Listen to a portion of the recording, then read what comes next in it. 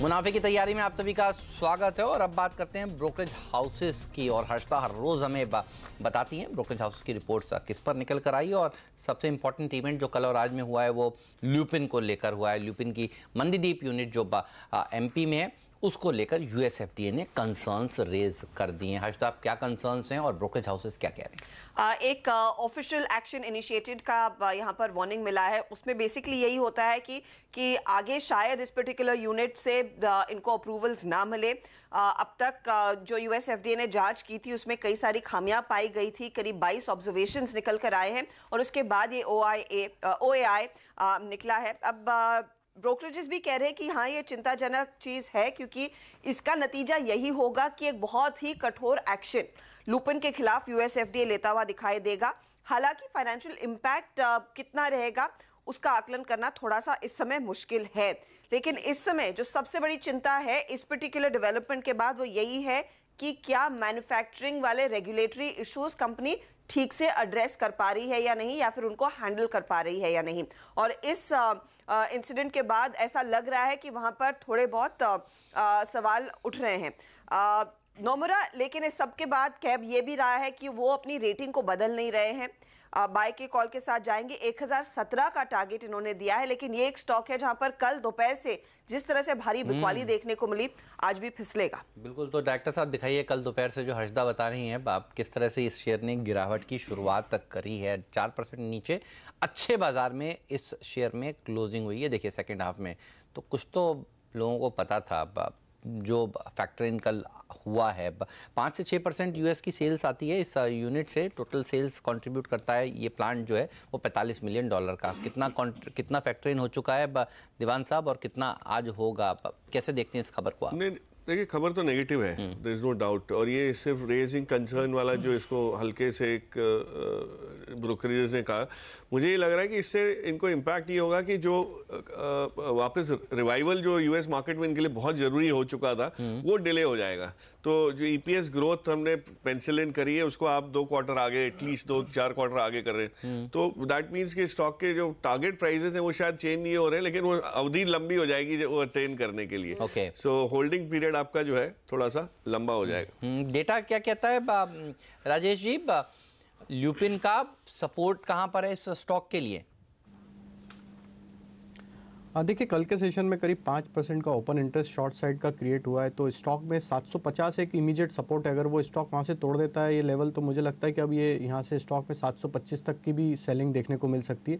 तो 750 देखना होगा ओपनिंग सेशन में। अगर ये बचा पाता है तो ही कुछ एक पुल बैक के चांसेस बनेंगे। अदरवाइज मुझे लगता है वन वे 725 की तरफ स्लाइड हो सकता है स्टॉक।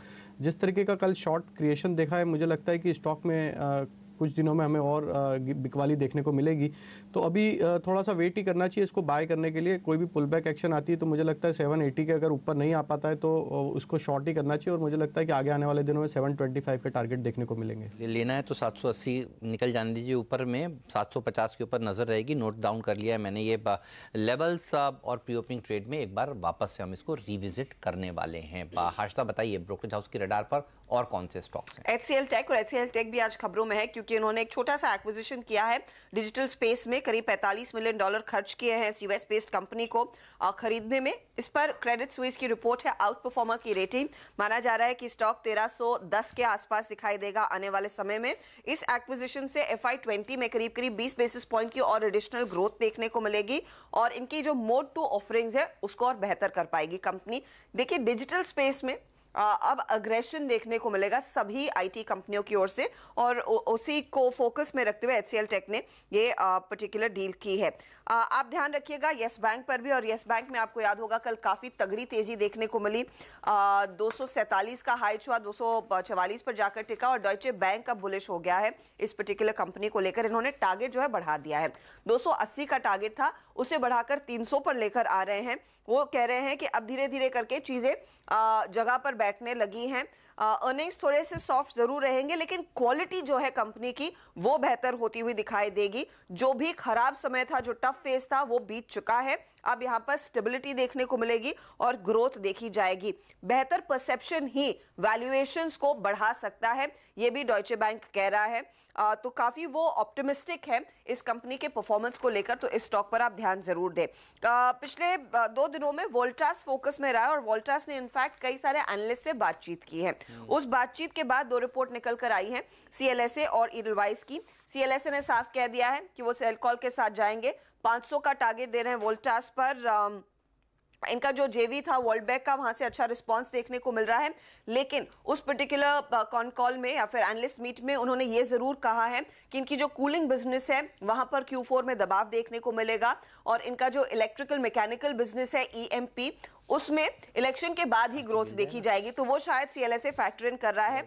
एडलवाइस ने अपनी बाय की रेटिंग मेंटेन की है, 650 का टारगेट ये दे रहे हैं, और वो कह रहे हैं कि जो स्ट्रॉन्ग सीजन देखने को मिलेगा गर्मियों का, उससे होटल रूम की AC इन्वेंट्री नॉर्मलाइज होगी 1 से 1.5 महीनों में, तो वो एक फैक्टर रहेगा जो आपने ध्यान में रखना है। हेवल्स आखिर में सिटी की रिपोर्ट है, इन्होंने टारगेट बदला है, न्यूट्रल कॉल है लेकिन टारगेट बढ़ा दिया है।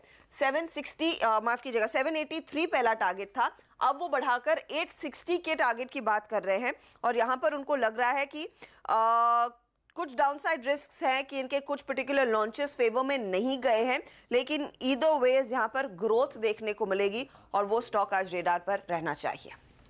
बहुत सारी इंटरेस्टिंग कॉल, और मुझे सबसे ज़्यादा दिलचस्पी हो रही है CLSA की कॉल में जो वोल्टास पर है। पूरा गांव लॉन्ग है वोल्टास पर। वोल्टास का चार्ट दिखाइए डायरेक्टर साहब, महीने भर का। अब क्योंकि फरवरी में 515 से चलना शुरू हुआ और 615 18 का देखिए क्लोज आया। महीने भर का दिखाइएगा इसका, तो समझ में आएगा कितनी बढ़िया तेज़ी देखिए हुई है। तो तेज़ी के बाद अब ये कॉल और 500 रुपये का वापस टारगेट, तो क्या ये वापस वागले साहब नीचे जाएगा?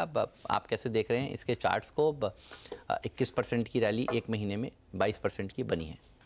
गर्मी के थीम पर चला है। मार्च के पहले हफ्ते में मुझे याद है 530-540 के आसपास ये पहले बार हमारे रडार पर आया था। शायद आपने एक आध दिन पहले 510-15 में सिम्फनी ऑफ वोल्टास की साथ में बात हुई थी, और हमारे उसको शायद 2-3 हफ्ते हो गए, और वहां से लेकर अब तक मोर देन 15% मूव आई है।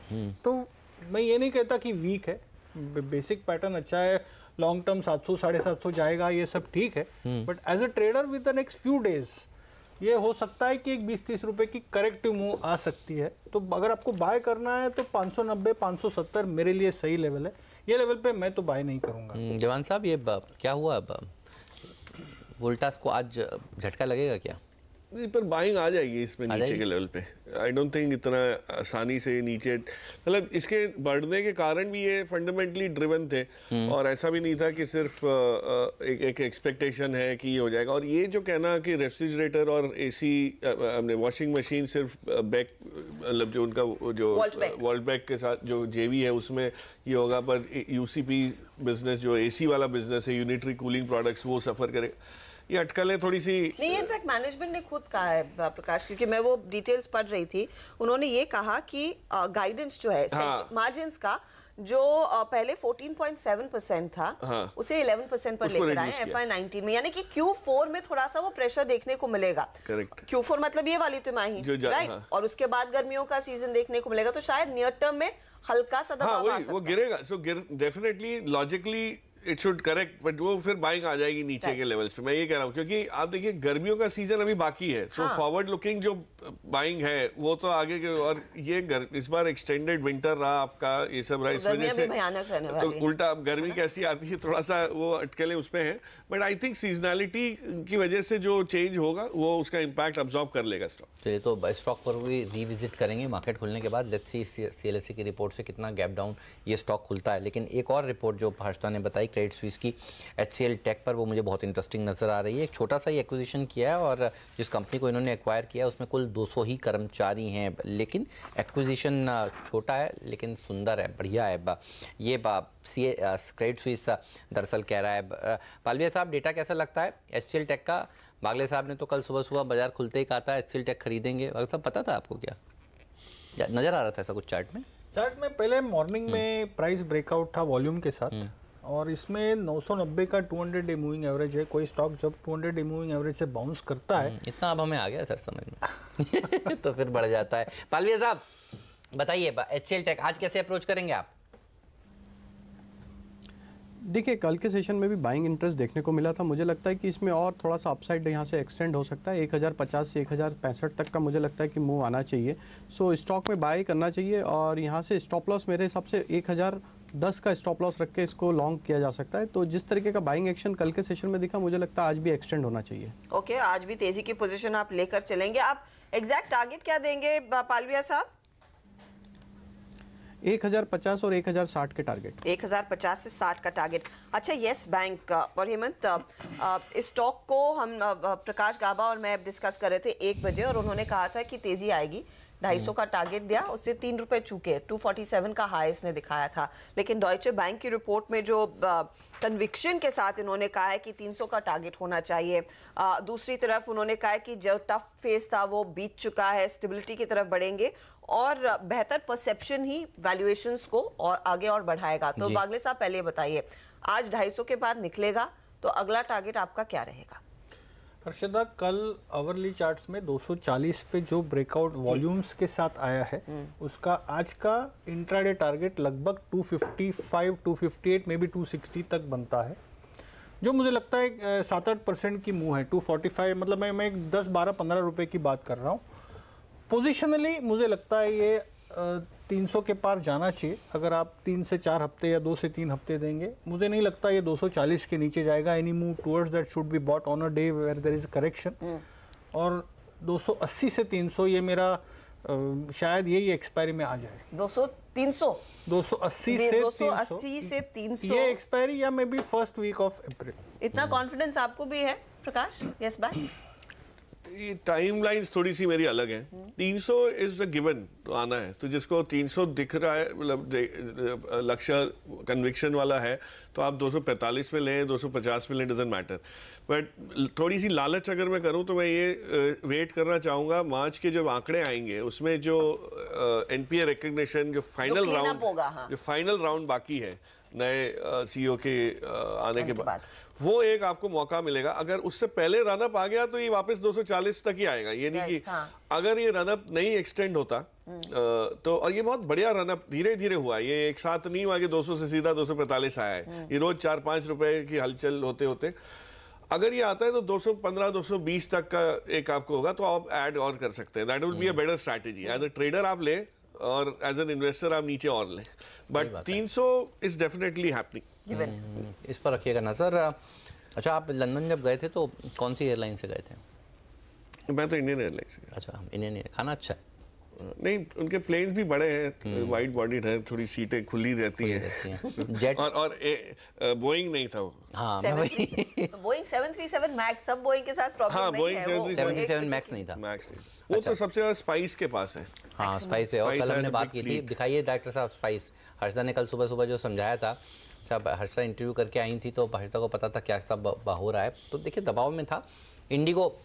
कल खुलते ही बात हुई थी कि खरीद लीजिए, तेजी होगी, बढ़िया प्रदर्शन दिखा रहा था। बागले साहब कह रहे थे कि इंडिगो में ही अब ट्रैवल करेंगे आगे से। अब देखिए स्टॉक ने अच्छा कल प्रदर्शन दिखाया, लेकिन जेट ने आज खबर फिर से ये दी है कि नॉन पेमेंट की वजह से इनके 5 और एयरक्राफ्ट ग्राउंड हो गए। जी, मतलब तो बहुत खुश हो रहा था कि अब ये बरेली में स्लॉट ले लिया इन्होंने। हाँ, शुरू हुआ है। पता नहीं, मुझे डर लग रहा है कि पता नहीं फ्लाइट चलेगी नहीं चलेगी, क्या होगा। नहीं, I think airlines as a sector is in बहुत प्रेशर में है। और ये मानना कि इंडिगो, मैंने भी कल अपने सिस्टर चैनल पे जब बात कर रहे थे कि इसका इम्पैक्ट क्या हुआ था, अनफॉर्चुनेटली एक्सीडेंट हुआ तो उसके बाद IndiGo will be the beneficiary. Monday we were talking about this. अब ये जब हादसे होते हैं तो किसी को फायदा हो रहा है, ये उस वजह से अपने खुश होने की जरूरत इसलिए नहीं है कि इसमें टेम्पररी है ये। और कहीं ना कहीं ये होगा इनके। Spice is probably better place to recover, क्योंकि वो आपकी शॉर्ट टर्म लीज पे वापस दूसरे एयरक्राफ्ट ले सकते हैं। इंटरेस्टिंगली इंडिगो ने ऑलरेडी प्राइस हाइक करा हुआ है। आप अगर फेयर्स देखें तो 20%, 18 to 20% हायर। तो उसके रियलाइजेशन आपको अच्छे soft crude better Dissing realisation ये मिलेगा। तो आई थिंक ये क्वार्टर तो अच्छा जाएगा। अब उसके बाद का हुआ, और इंडिको अपना टारगेट तो हो ही गया 1300 के ऊपर, तो वापस आ गया जब 1180 1170 पे बात हुई थी कि सही है, आपने कहा था। तो एक मूव तो मुझे लगता है प्रॉफिट बुकिंग इसमें आनी चाहिए। But spice will recover, jet is absolutely, jet का कोई मुझे नहीं दिख रहा है रिस्पाइट। मतलब जेट ने जो थोड़ी बहुत बढ़त दी है, ये वापस जाके आपका वो प्रदीप जी के जो टारगेट 200 टाइम से टारगेट थे, आई थिंक 206 या पता नहीं किस पे इन्होंने वो क्या था वागले साहब के साथ साझेदारी में, ऐसा तो वो क्या दिया था सर? आई थिंक 200 180 के बीच में कुछ था। हाँ उस टाइम दिया था। झूल रहा है। हाँ। और हमने कहा था 262 के ऊपर ये जाना नहीं है, उसके बाद ही तेजी करनी है, तो न्यूज़ वो आ नहीं रही है। बिल्कुल सही है। टाइम दीजिए। ये बैंड से बाहर आता है तो शॉर्ट हो जाता है ना, तो ये इसमें चक्कर ये है कि जैसे गोयल साहब जब तक इस्तीफा नहीं देंगे तब तक काम बनेगा ही नहीं आगे। और वो कहता है प्रमोटर जो है ना, वो कंपनी बड़ी मुश्किल से उनसे छूटती है। आप कहीं देख लीजिए, जब तक बहुत हालत खराब नहीं होती। जेपी ने भी कब एसेट्स बेचे जब उसके भाव 10 रुपए के आसपास पहुंचे। एसआर को ऐसा नहीं छूटती है, ये जनरली देखी गई है बात। और अगर ये छूट जाए तो फिर बाकी एम्प्लॉयज का भला हो, बाकी स्टेक होल्डर्स का भला हो, एसबीआई का भला हो, और हम सबका भी भला हो। लेकिन निवेशकों का तो डेफिनेटली भला होगा, वो सोच नहीं रहे। अच्छा हेमंत, एचडीएफसी बैंक का कल सुबह में बात हो रही थी और इसका मैं डेटा देख रही थी कि इन्होंने डिलीवरी बेस्ड बाइंग हुई करीब 2400 करोड़ की। गजब की, बहुत बड़ा आंकड़ा है। और स्टॉक क्या चला 2226 के लेवल्स। और आपको याद होगा कि वीरेन ने आपको ये भी कहा था कि ऑप्शंस में ट्रेड कीजिए, वहां पर मौके देखने को मिलेंगे। तो पालविया साहब आज बताइए आज का ट्रेड क्या रहेगा एचडीएफसी बैंक में? एक तो वायदे बाजार के ट्रेडर्स के लिए, और अगर ऑप्शंस में कोई ऐसी स्ट्रैटेजी दिख रही है तो वो भी बताइए। देखिए जिस तरीके का मोमेंटम आया स्टॉक में, कल भी लॉन्ग एडिशन अच्छे देखने को मिले और स्टॉक जिस तरीके से बिहेव कर रहा है, मुझे लगता है स्टॉक में और यहाँ से मोमेंटम कंटिन्यू रहना चाहिए और स्टॉक लीड करेगा यहाँ से। सो मुझे लगता है अगर ऑप्शन में किसी को ट्रेड करना है तो मुझे लगता है कि यहाँ से 2300 का कॉल ऑप्शन प्लेन वेनिला ही ट्रेड करना चाहिए। 10 रुपये के 11 रुपये के आसपास ट्रेड कर रहा है, वही सीधा बाय कर सकते हैं। और किसी को स्ट्रेटेजी इनिशिएट करना है तो 2260 का कॉल लेके 2300 का कॉल शॉर्ट कर सकते हैं। तो 10 रुपये की कॉस्ट में ये 40 रुपए का स्प्रेड हम प्ले कर सकते हैं। तो एक स्ट्रेटेजी ये हो सकती है कि 2260 का कॉल ऑप्शन बाय करें और 2300 रुपए 60 का कॉल खरीदें और 2260 का कॉल खरीदें और कॉल बेचें, एक कॉल बेचें। ओके, तो ये एक इंटरेस्टिंग ट्रेड देखने को मिलेगा कि 2260 का आप कॉल खरीद के चलेंगे और 2300 का कॉल आप बेचेंगे। पागले साहब आपकी रेंज में क्या दिख रहा है? कल एक फ्रेश ब्रेकआउट हुआ है और ये इतने जल्दी रुकने वाला है नहीं। करंटली ये 20 to 20, ये हो सकता है कि एक दिन में 2-3% की मूव आई तो 50-30-40 रुपये आप नीचे करेक्टिव मूव आए, उसमें ये स्टॉक झपक लेना चाहिए मेरे को। अगर आप झपट लेना चाहिए मतलब हाँ जो भी झपक ले जो मतलब you will not get this levels again. और मैं ये not as a trader but as a kind of a positional trader to a short term investor, मुझे इसमें 2400 के लेवल्स दिखते हैं। आपने कह दिया तो हो जाएगा। ज़बरदस्त। 52 वीक हाई आईसीआईसीआई बैंक ने लगाया, 52 वीक हाई एचडीएफसी बैंक ने लगाया और आरआईएल, इसको भी मत भूलिएगा। देखिए ये भी लार्ज कैप स्टॉक है। बात करने से पहले डिस्क्लेमर देता हूँ, सीएनबीसी आवाज़ जो चैनल आप इस समय देख रहे हैं उसका स्वामित्व और प्रबंधन TV18 के पास है, उसको रिलायंस इंडस्ट्रीज़ होल्ड करता है। और देखिए ये बात हम 1300 के नीचे के लेवल से कह रहे थे कि इसमें एक रैली की शुरुआत होगी। हाँ सर आप ही मैं कुछ ऐड करना चाहता हूँ। हम आई थिंक पिछले 3 महीनों से कह रहे तब 1100-1150 के बीच में था, तब मैंने 1350 का एक टारगेट दिया था जो आ गया। अच्छा, अगर आपके पास आगे 6 से 8 महीने हैं इसमें इन्वेस्टेड रहने के लिए, ऑब्वियसली ट्रेडर का तो वो दिन का हिसाब होता है। सही है।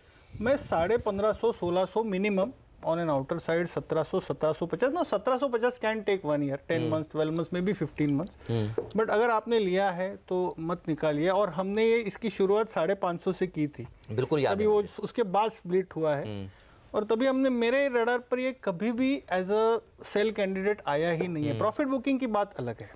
पिछले कुछ दिनों में, हाँ सर आप बोलिए। मैं कह रहा था ये तो लंबी अवधि पीछे जा रहे हैं उसके। मैं तो लोगों को इतनी ताज़ा चीज़ें याद करा कि आज तारीख क्या है 14। हाँ ये एग्जैक्टली 1 महीने पहले हमने वैलेंटाइंस पे भी डिस्कस की थी सर। आपने मतलब जो पूरी तरह से जो वो कराया था और तब 1215 1220 होगा, मतलब अंदाजित बता रहा हूँ मैं। आपका वैलेंटाइन हाँ, मैं तब ये बोला था कि अगले वैलेंटाइन तक के है, तो ये अगर 8% ऑलरेडी दे चुका है, अब ये देखिए, और इतने बड़े स्टॉक के लिए ब्यूटीफुल ये करना, और अभी तो इसकी री रेटिंग शुरू हुई है। अच्छा, एक बात और याद दिला देता हूँ अब, पालविया साहब और आप और हम लोग जब एक इवेंट कर रहे थे, पालविया साहब ने भी, पालविया साहब याद है आपको, आपने भी कहा था कि रिलायंस मुझे मीडियम टर्म, लॉन्ग टर्म और शॉर्ट टर्म और कितने जो भी टर्म है सारे लेवल्स पर ये शेयर अभी के अभी खरीदने वाला नज़र आ रहा है। आपका भी टारगेट बताइए, और आप तीनों को बधाई जो जिस कन्विक्शन के साथ आप सब लोगों ने बताया ये स्टॉक, दर्शकों के तो पैसे पक्का बने ही होंगे। अब अगला टारगेट दीजिए।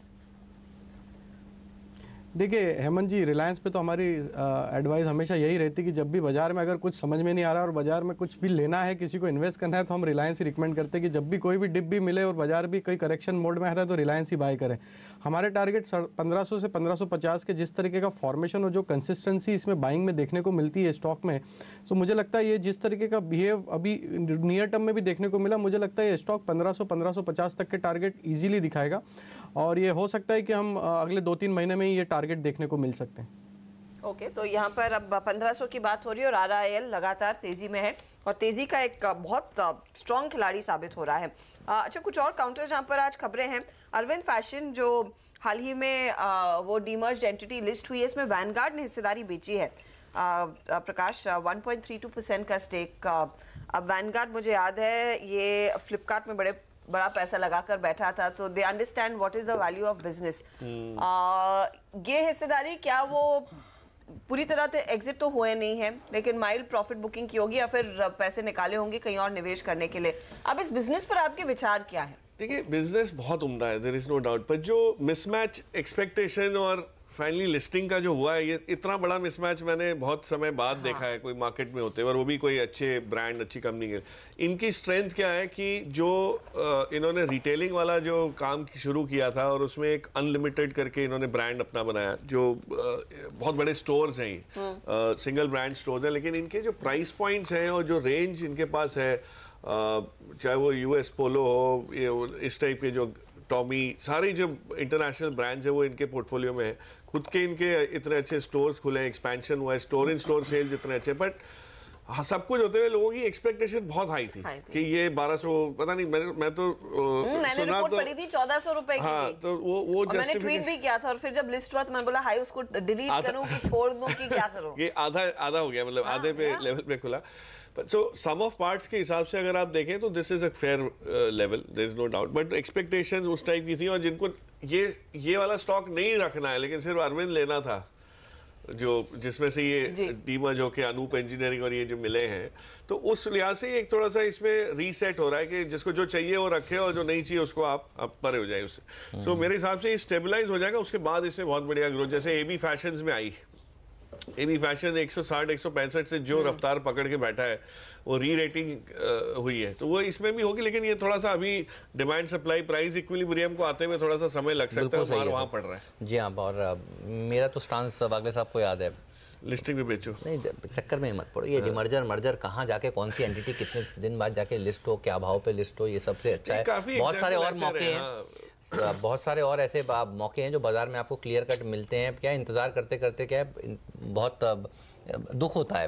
तो फिलहाल चलिए एक चीज़ पर बात होनी रह गई है, और वो है बैंक निफ्टी और निफ्टी की वीकली एक्सपायरी कहाँ पर होने वाली है। तो आप लोग भी पार्टिसिपेट करिए। देखिए, हमारे एक्सपर्ट तो आपको बताते ही हैं, लेकिन आपका मत भी इम्पॉर्टेंट है। मत से मुझे याद आया, वोट आपको ज़रूर देना ही है जो लोकसभा इलेक्शन है। लेकिन एक वोट यहाँ पर भी डालिए, CNBC आवाज़ के ट्विटर हैंडल पर जाइए, और हमारा पहला सवाल है निफ्टी पर।